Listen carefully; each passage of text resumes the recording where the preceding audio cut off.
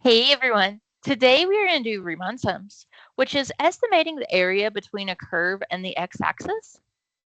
Last video, we talked about definite integrals, and we talked about how that gives us the area under the curve, but we didn't really talk about how that is happening or why we're getting the area. So this video is kind of going to go through that and show us what is going on behind the scenes. And I've deleted the page. There we go.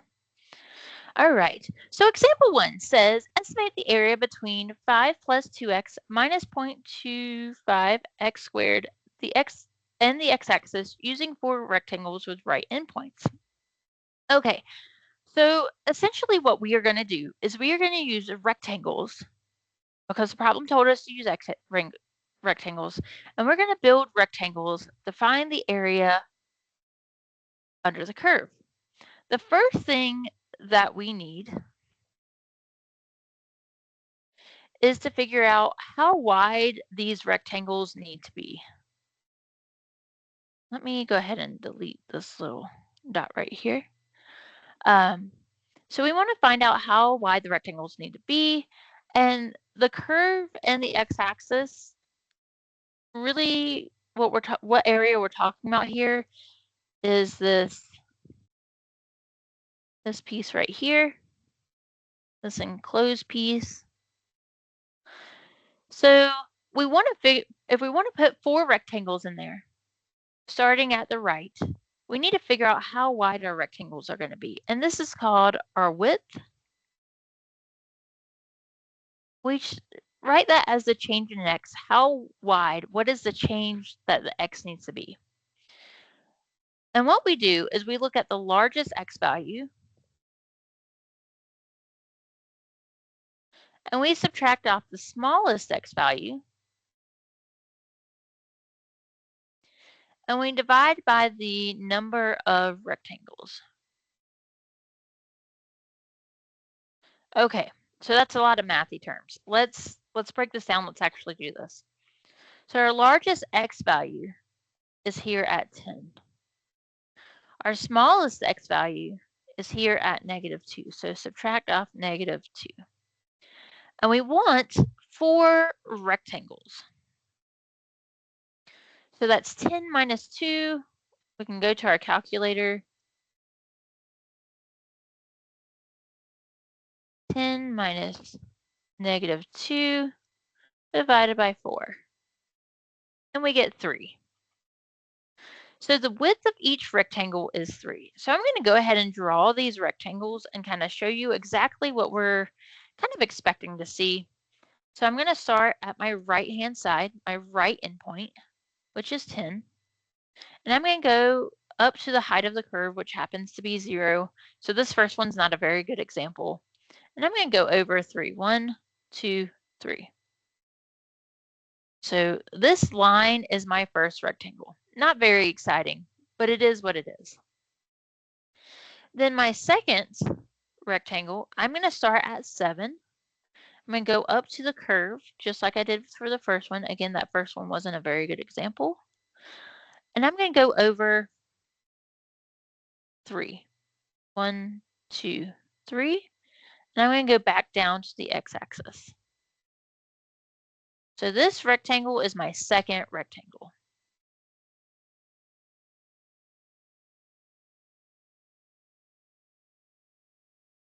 Okay.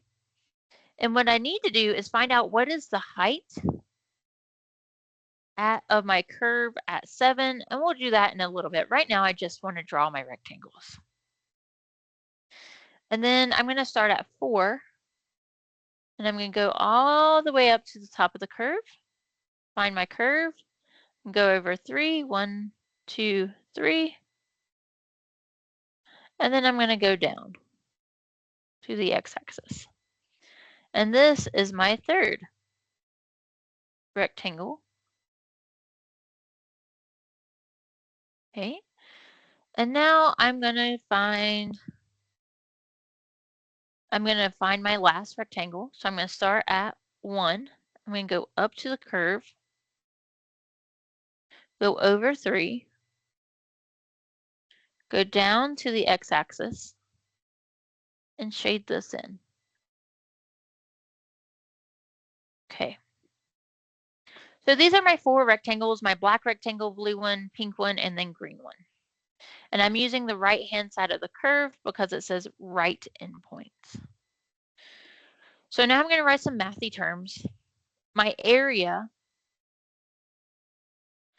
under the curve using 4 rectangles, so we're just estimating the area, is my function evaluated at 10. So function evaluated at 10 times my change in x plus, now I'm going to go over by 3, and we said we're evaluating the function at 7 times my change in x. Next, I evaluated the function at 4, f at 4, times my change in x, plus my function evaluated at 1 times my change in x. So that's really the area of each of these. And so I need to evaluate my function, my 5 plus 2x minus 0.5x squared, in several places. Okay, so to do this, to make this a lot easier, what I'm going to do is go to y equals, and I'm going to try and go a little bit slow. Feel free to pause the video. And when I'm doing this in class and I have students, you guys can ask questions and I can pause as needed. I don't have that here. So feel free to pause the video, rewatch it if you need to. So I'm going to hit y equals, and I'm going to type my function in. So 5 plus 2. My x value is right beside this green alpha minus 0.25x squared. Okay. So I'm going to get out of here. And I want to evaluate my function at 10. So I'm going to hit bars, which is the button that's highlighted in red now. It's right under your down arrow, bars. And I want to go to y bars. So I'm going to hit the over key. It says function. I'm just going to hit enter. And I want to tell it that my function's in y1. So I'm going to hit enter again. Again, I know I might have lost some of you. Please rewind the video, pause it as you need to. And I'm going to open my parenthesis. I'm going to tell it 10. I want to evaluate my function at 10. And it's 0, which we can see that. The height of this function here is 0. So we have the area of this black rectangle is 0 times the width, which is 3, plus. And some of you might be saying, well, what is going on? How is that evaluating? It's plugging in 10 into x's. So 5 plus 2 times 10 minus 0.25 times 10 squared. We can do it that way too. I find the y bars a little bit easier, and I'll show you why after this one. So then for our next rectangle, we need to find the height at 7 and then multiply it by our change, which was 3. So my blue rectangle, vars, y vars, function, and I'm going to tell it 7. And the height of this rectangle is 6.75. So 6.75. And the width of this was 3. Okay. Now I want to do my pink rectangle. And what I can do instead of going into vars by vars and hitting all the enters, if you hit the second key, which is that blue key at the upper right-hand corner of your calculator, and you hit enter, it just pulls up y1 again. And we can change this. We can change y1, and that value is 4, and I get 9. So the height of this function, or the height of my function at 4 was 9. The change in that rectangle was 3. And then I'm going to do 1, which was my green rectangle. So plus, and I want to do y vars again. So instead of going through that whole process, I'm just going to hit second, enter. I'm going to scroll over and I'm going to change that 4 because now I want to evaluate my function at 1 and hit enter, and it's 6.75 again. So 6.75 times 3. And just to keep my notation the same, instead of using a dot, I'm going to use open parentheses or parentheses. Okay. So the area of my black rectangle is 0. The area of my blue rectangle is 6.75 times 3, which is 20. Let's do that in blue. 20.25.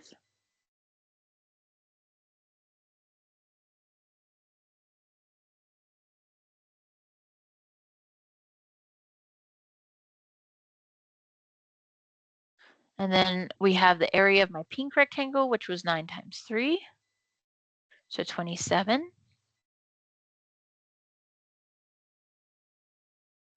And then the area of my green rectangle, which is 6.75 times 3, which is 20.25. I'm going to go ahead and fill that rest of that in. This area was 27, and this area was 20.25. Okay, so I made 4 rectangles. I found the height of the curve of each of them, and my width stayed the same. To find the area of this curve, the estimate of the area, we're just going to add all these up. So 0 plus 20.25 plus 27 plus 20 plus 0.25. And we get the estimate to be 67.5.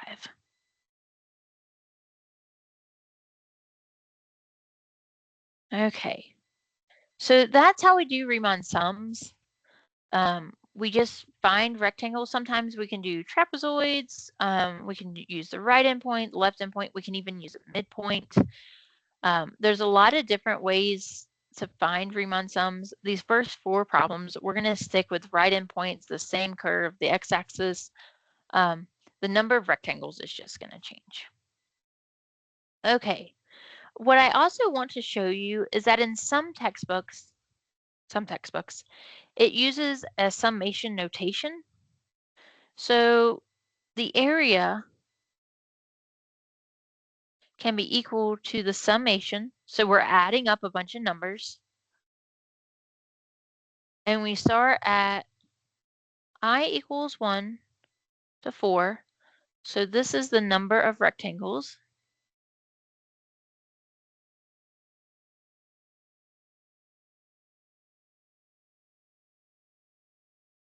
The summation symbol is a summation symbol. That means we're just adding a bunch of numbers. And we're taking the function and we're evaluating it at xi, meaning we evaluated it, kind of goes in reverse, at 1. So the x that went with the first one, which would be 1. The second x is 4. The third x is 7. The fourth x was 10. So we're adding up the number of rectangles and evaluating each function atom of times delta x, where delta x we already said was 3. And note that x1 is 1, x2 is 4, x3 is 7, and x4 is 10. So these x's are going to go up by 3s. And that's how we would represent this summation. Notice that this is just written out in long form. Okay, for me, on your math test, you do not have to know this.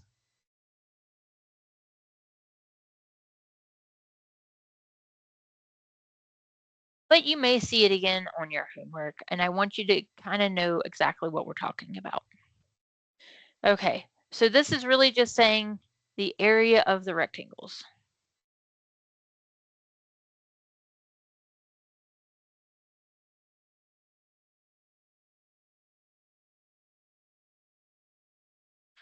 Okay, so the area of each rectangle. All right, what I want you guys to do, because that was a lot, is look at the problem, study it, kind of figure out which piece is going where. Then I want you to pause the video, or go ahead and pause the video, and I want you to estimate the area between the same curve and the x-axis, so that same area that we're looking at, but this time using 8 rectangles. So we're going to use 8 rectangles this time. Okay, so go ahead and pause the video and try this.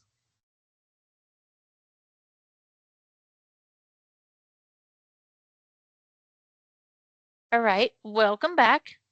So let's go through this together. First, we need to figure out how wide our rectangle is going to be.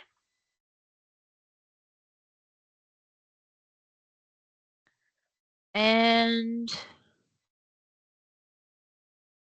so our delta x, our width of the rectangles, we have 10 minus -2 divided by 8.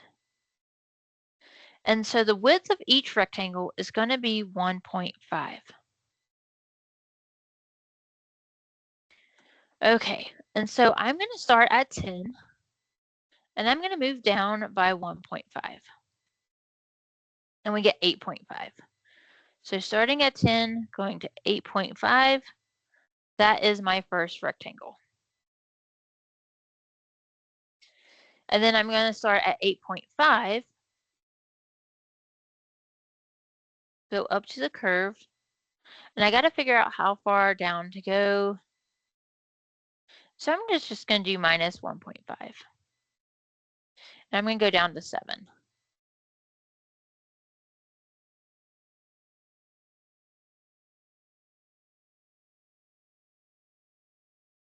Okay, so this is my first rectangle.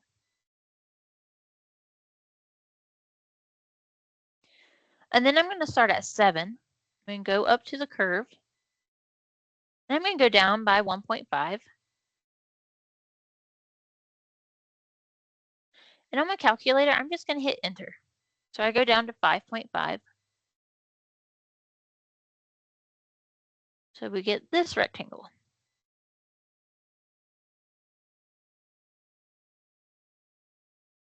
Okay, so next rectangle is going to go down from 5.5 to 4.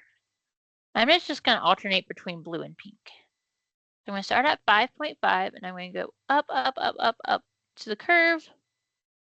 I'm going to go down to 4. So this is my next rectangle. So we're going down by 1.5 each time. I'm just going to hit enter on my calculator. So from 4, I'm going to go down to 2.5. So from 4, go up to my top of my function, go down by 1.5. So we're at 2.5. Whoa. I'm going to draw in or shade in this curve. Okay. At 2.5, I'm going to go up to my curve and go over by 1.5, which brings me down to 1. We're going to shade in this little rectangle. We're getting a bunch of little rectangles. We should at the end wind up with 8 of them. From 1, I'm going to go down to -0.5. So 1 down to negative 0.5. Oh, what am I doing? So start at 1, go up to the curve, and go down to negative 0.5. Okay.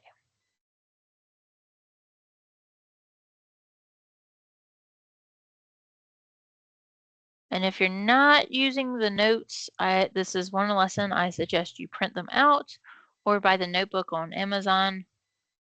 It is really helpful for all of these lessons. Okay, and then negative 0.5, we are going to go down to 2, negative 2. So negative 0.5, go up to the curve, across to 2. And this is my 8th rectangle. Whew, that is a handful. Okay. So now what we are going to do is calculate the area. I'm going to use a different color because my rectangles are black, pink, and blue. Let's use green this time. So we have the area is equal to our rectangle at 10 times our change in x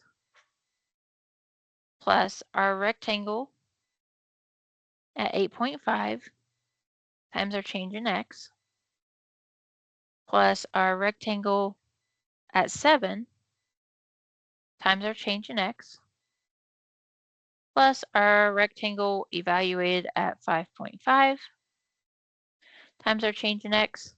Oh, I ran out of room.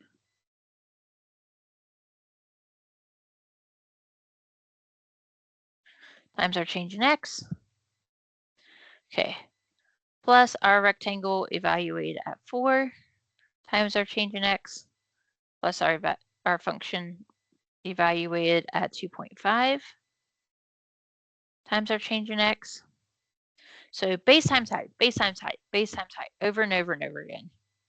Our function evaluated at 1 times our change in x plus our function evaluated at negative 0.5 times our change in x. So our base, which are these delta x's, change, and then our heights, which is our f of 10, f of 8.5. And so we need to evaluate our function at these different points. So that is equal to, I'm going to hit vars, y vars, go to our function, y of 1. And you can plug all these in into our function, but that might take a little bit longer than just this little quick step. Evaluate at 10. And we get 0. So we get 0 times 3. We can go ahead and multiply that out.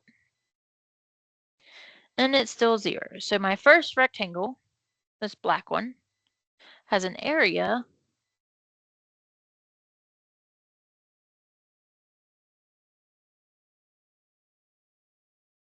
of 0, which we knew, plus our function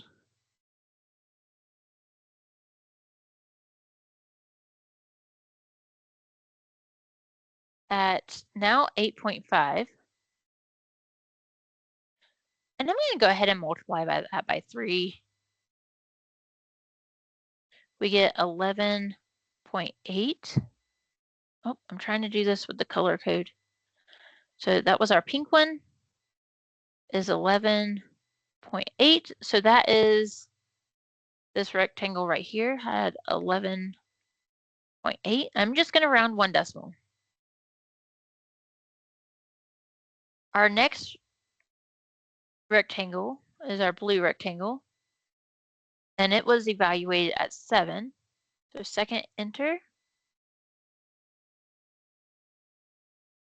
and type in 7 times our base of 3. And it had an area of 20.3. So this rectangle, 20.3. Okay, so now our next pink rectangle.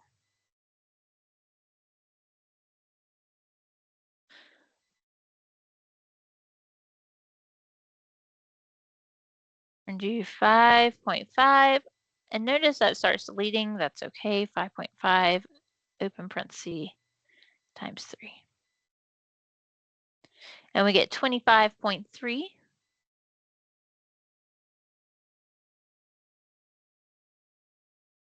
And so base times height for this one gives me 25.3. And then my blue rectangle, which was evaluated at 4. And go in here, second enter.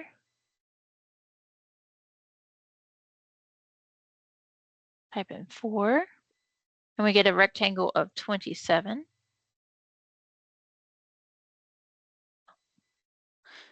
And go up here and say, okay, this was 27.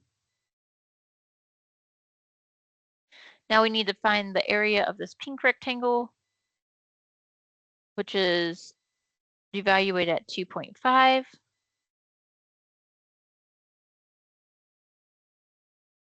Oh no, hopefully you guys caught what I was doing. I was multiplying all of these by 3, but my change in x is 1.5. So I've got to go back and change these. I got hung up on that last problem. Okay.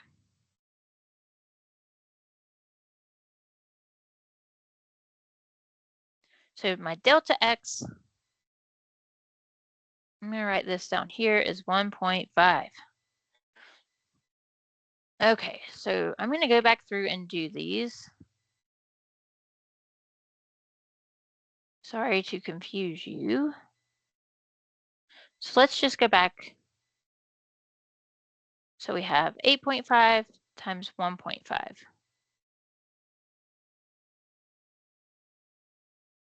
Then 7 times 1.5. And then 5.5. Our function evaluated at 5.5 times 1.5.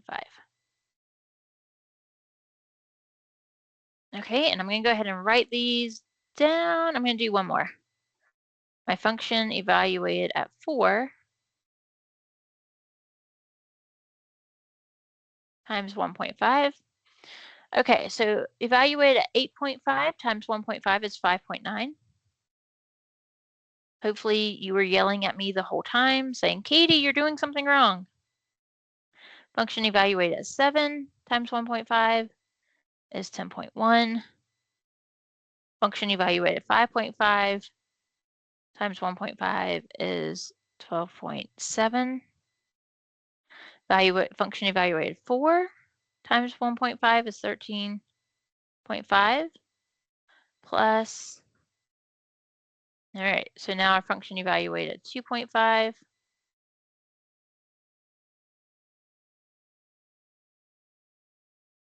gives me 12.7. Function evaluated at 1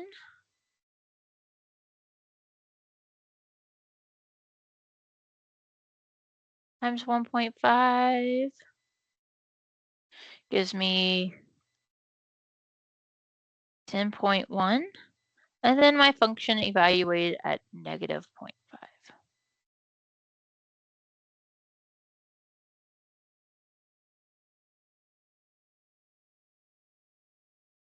times 1.5. And so we get 5.9. Okay. So now I'm going to add all of these up. We have 0 plus 5.9 plus 10.1 plus 12.7 plus 13.5. Oops.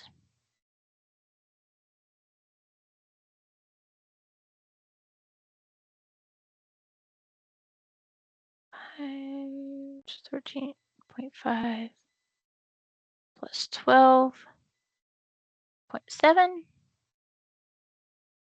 plus 10.1 plus 5.9.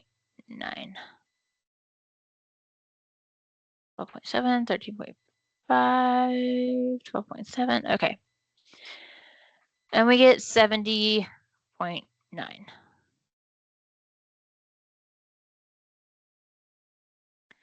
So a shade bit bigger than what we got before. Okay. So I do apologize for putting 3s in.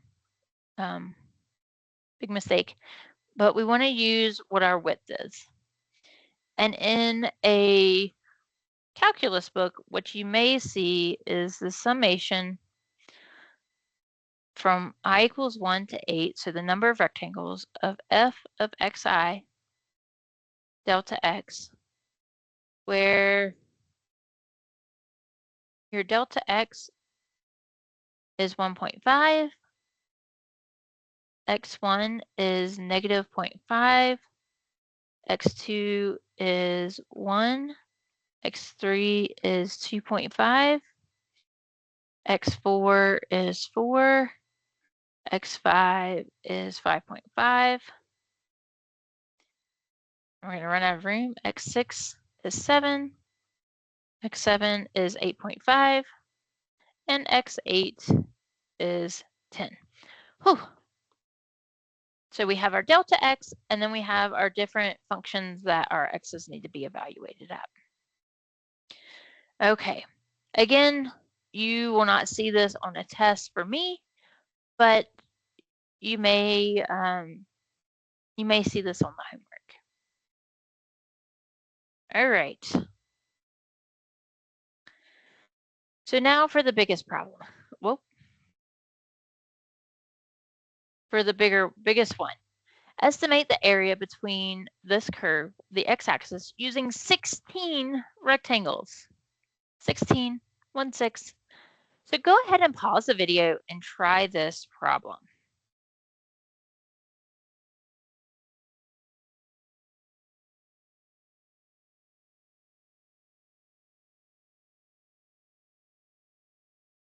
Okay, hopefully you paused the video and you were able to do it. Welcome back. So the first thing we need to do is how wide are the rectangles? So our delta x is 10 minus negative 2 over 16, which gives me 0.75. Okay, in a calculus book, what you may see is the summation from I equaling 1 to 16 of f of xi of delta x,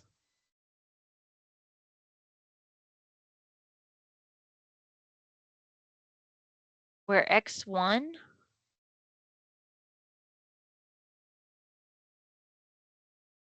is negative 1.25, x2 is negative 0.5, and I'm going to just put dot, dot, dot because it keeps going, where x16 is 10. Okay, I cannot draw these rectangles that small, especially on my computer, so I am not going to draw them. If on the test I have you drawing rectangles, it's going to be more like 4 or 5, so it's big enough to draw. Okay, so let's go ahead and find our area. So our area is our function evaluated at 10 times our delta x plus our function evaluated at 9.25. So I went down by 0.75 delta x, and I am going to go through this one a little bit faster because you guys were supposed to do this one on your own. Plus our function evaluated at 8.5, again, down by 0.75 delta x, plus our function evaluated at 7.75 times delta x, plus our function evaluated at 7 times delta x, plus our function evaluated at 6.25 times delta x, plus our function evaluated at 5.5 times delta x. Man, this is a lot of rectangles. Plus our function evaluated at 4.75 times delta x plus our function evaluated at 4 times delta x plus our function evaluated at 3.25 delta x plus our function evaluated at 2.5 delta x plus our function evaluated at 1.75 times delta x plus our function evaluated at 1 delta x plus our function evaluated at 2.25 times delta x plus our function evaluated at negative 0.5 delta x plus our function evaluated at negative 1.25 delta x. Whew, man, that's a lot of things. Okay, so another shortcut into finding what are these heights is we can go to y equals. We've already typed in our function. If we go to graph, most likely you're just getting the graph. I'm not quite sure how new your calculators are, so I'm going to turn mine back off. Okay, so most likely you're just getting this. If we hit the second key, which is the blue key, and we hit table, I'm going to bring mine back to normal. You're probably getting something like this, 0, 5, 1, 6.5. And this is the x value, and this is what the function is. So it's evaluating it at these points. Well, I want it to start at 10, and I want it to go down by 0.75s. So if I hit the second key, and I hit window, I'm going to tell it to start at 10, and it says, what's your change in x? What's your change? So I'm going to put 0.75. Now if I hit second, and I hit my graph button again, and I scroll up, notice I have 10, 9.25, 8.5, 7.757. It's all of my values, and then it gives me all of my values evaluated. Okay, so I'm going to run out of room here. When I have regular paper, I'm fine, but I'm going to zoom in so I have some more room. So my area is equal to, when I evaluate my function at 10, it's 0. So 0 times 0.75 plus 2.1 times 0.75 plus 3.9 times 0.75 plus 5.5 times 0.75 plus 6.8 times 0.75. Again, I'm going through this one a little bit quicker because you should have already done this. So 7.7 times 0.75 plus 8.4 times 0.75 plus 8.9 times 0.75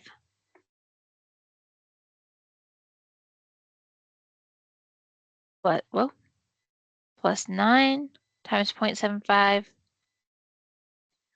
plus 8.9 times 0.75 plus 8.4 times 0.75 plus 7.7 times 0.75 plus 6.8 times 0.75 plus 5.5 times 0.75 plus 3.9 times 0.75 plus 2.1 times 0.75, excuse me. Whew, okay, so one last step is to add all this up.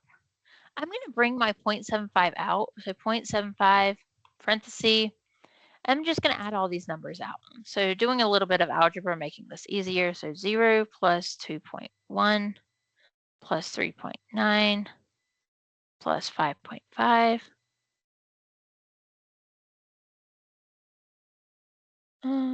Okay, so it is on math print. Okay, just checking a quick setting. So 5.5 plus 6.8 plus 7.7 plus 8.4 plus 8.9 plus 9 plus 8.9 plus 8.4 plus 7.7 plus 6.8 plus 5.5 plus 3.9 plus 2.1. Enter. And I get 71.7. So my estimated area is 71.7. Okay. So now you're probably by now asking, why are we building rectangles when we already know how to find the exact area? Well, good question. Let's move on to the next problem. Okay, so it says example 4, using your calculator, calculate this. What do you think are we doing?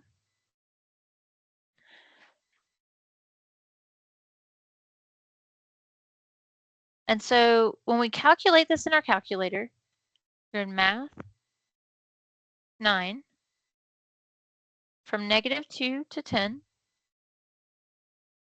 of 5 plus 2x minus 0.25 x squared dx. Enter. We get 72. So the integral from -2 to 10 of 5 plus 2x minus 0.25 x squared dx is equal to 72. Notice that let's go back to the top, we've been doing a lot of rectangles today. Our first estimate was 67.5. Our next estimate was 70.9. Our next estimate was 71.7. So we're getting closer and closer and closer to 72. So what is happening is this is the area, the exact area under the curve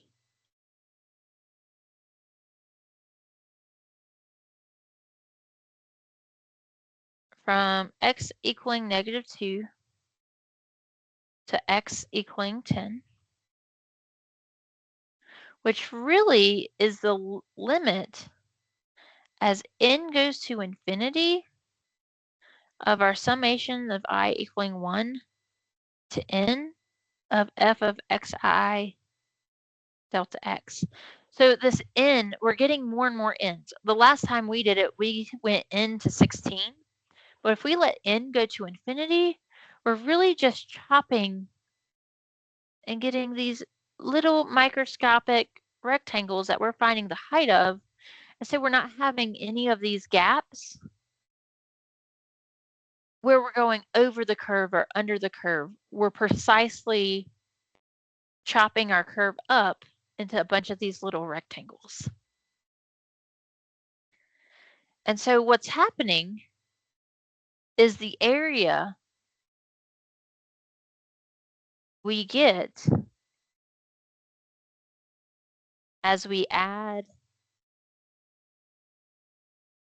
more and more rectangles. So as we add more and more rectangles, we're estimating the precise area. So key idea.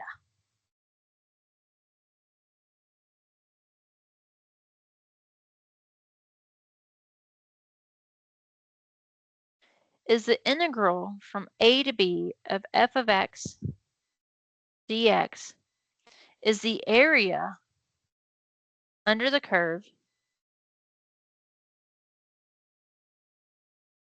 which is really the sum of areas of rectangles.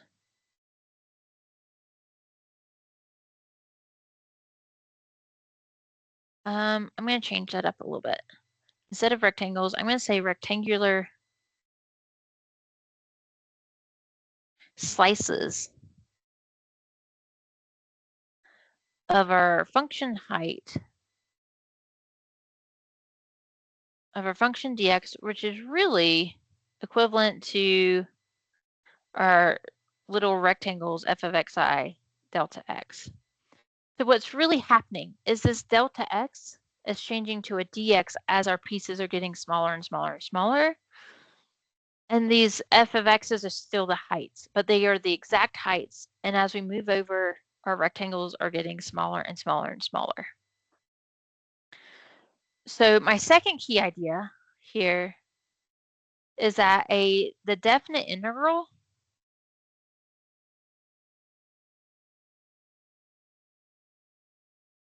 slices up our region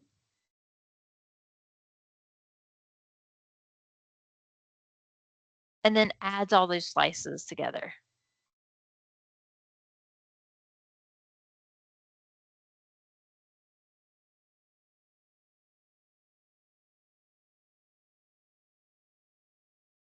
All right, guys, that is it for today. I know that's a lot to take on, but really at the base of it, all we're doing is finding areas of rectangles and adding them together. All right, guys, have a wonderful day, and I will talk to you guys soon.